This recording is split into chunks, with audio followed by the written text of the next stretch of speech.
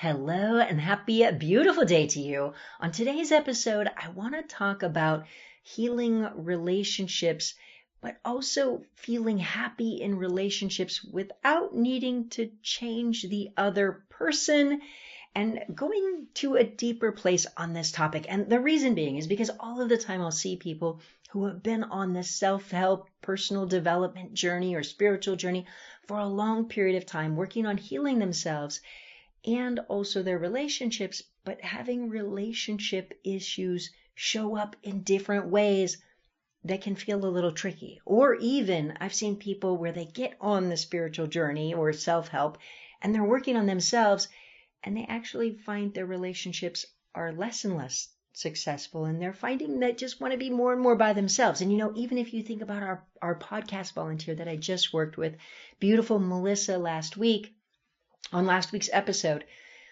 when I talked about her, and she was in this place in life, in her own situation, where she just felt like she wanted to just go meditate and be by herself and be on a mountain. And sometimes I'll see that with people where they're waking up to more and more spirituality, and in their relationships, they're feeling a greater disconnect. But what we ultimately want to do is, of course, use personal development and self-help to actually have relationships that are flourishing, that are happy, that are healthy, that are fun.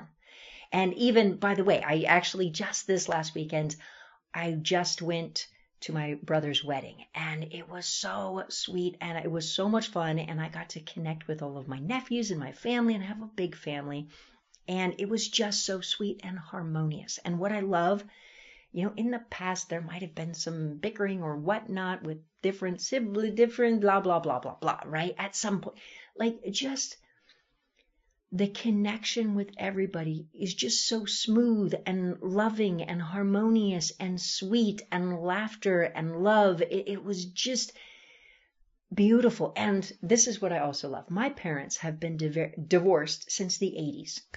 So they have been divorced for a very long time. And they literally traveled together, and I traveled with them both, and they're just so kind and sweet and fun and funny towards each other and playful, and their spouses, so they're both remarried or repartnered in long-term relationships, and they all just get along so great. And it's where I want to go with this is that they're two very different people, very different. And they got married at a very, very young age, and they just grew in different ways. Now, my point is that all of the time I'll see people who are on the personal development, self-help type of journey, that when they see people that are different or doing things in a different way, they might end up wanting to judge them or fix them or whatnot. And it can end up creating more and more problems instead of just accepting people the way they are. And that's a simple but powerful insight that I wanted to share with you today. Now, sometimes what can happen is sometimes you might feel that the way somebody else is being is then frustrating to the way that you want to be. And so all of the time, people may run into the same type of friction or upset.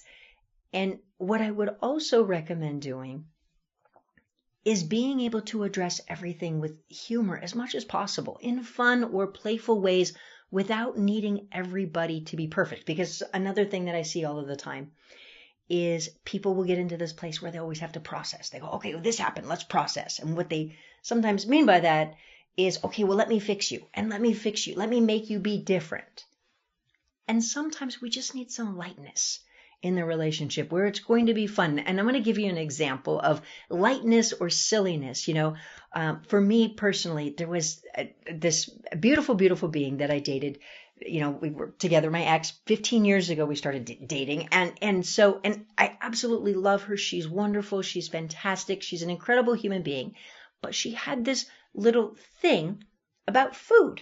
Now, it was interesting because she could run a production. She could run a team she could do all kinds of things. She's just very empowered individual. But if you mentioned food, she had a funny thing with food that it would stress her out. So, and which I eat all of the time. And this became a joke between us. But with her, with foods, she loved tiny, tiny, tiny little dishes. and tiny little dishes and food, and eating more than once a day stressed her out like that. So it was a thing for her. And of course, me, I needed to eat all the time, and I love to eat. And and so what would happen is I would mention food and it would stress her out. So I didn't, what am I supposed to do? Then not mention food? Well, that didn't work. What am I supposed to do? Try to correct her? So then I would, in a joking way, I would tell her, I would say, okay, I'm about to mention the F word. And for us, that meant food. Now, what do you think she would do? She would laugh, I would laugh, and I would say, I'm going to get some food. Do you want any? So my point is I didn't need to fix her. I didn't need her to change.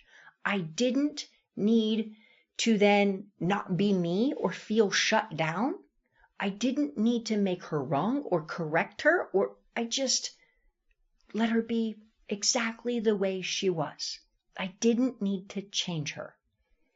And that's the insight that I want to share with you. So notice, I mean, I could have taken it so many ways, like, what am I not supposed to eat? I could have been stressed by it, upset by it.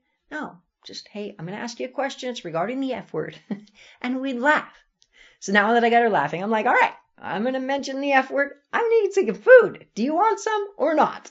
Very simple, right? And so my point, and even, I mentioned traveling with my parents this last week. My point is just so often, I mean, and they're so different from each other, and yet they can laugh and enjoy. And so often, sometimes when people get on the spiritual self-help type of journey, they need to correct others or make others wrong or be right over somebody else.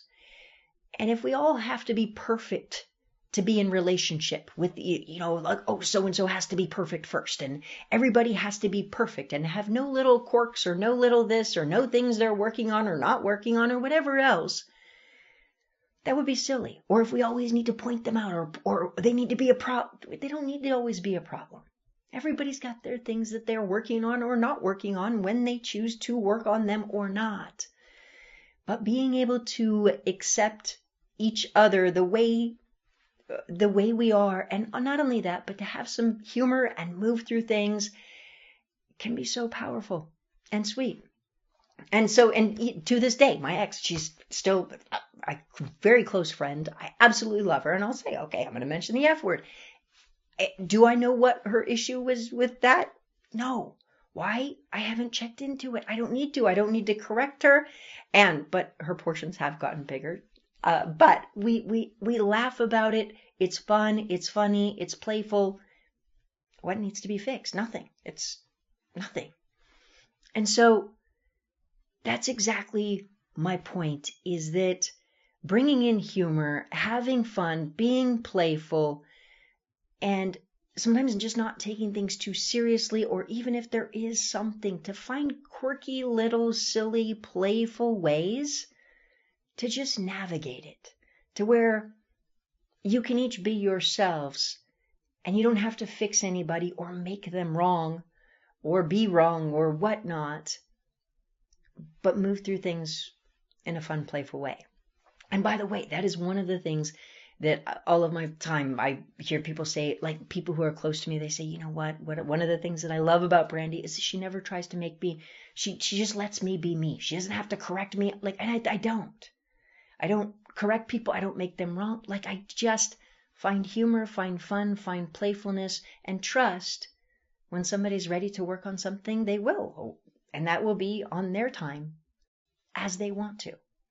And so that's the insight that I wanted to share with you today, is just that, is having fun, moving through things with more ease, more playfulness, more joy, and loving life, and really just embracing that. And when we show up in relationship and we show up to just enjoy, to have fun on purpose, to enjoy on purpose, and the more that we do that, the more we experience it. And so that, of course, is my hope for you, and that is today's simple but powerful insight. And I know on some levels this seems really simple. And the truth of it is, the more you put it into practice and just embody it and live it, the more happiness and joy and love that it creates all around. And so just food for thought. And that's today's quick IQ episode. And please do take a quick moment to hit the share button on this. Share it with somebody you love, somebody you care about, or somebody you don't even know. Because the more that every single person feels happy and healthy and loved and loving, the better this world is for all of us. So hit the share button, and I look forward to connecting with you on the next episode. We'll see you there.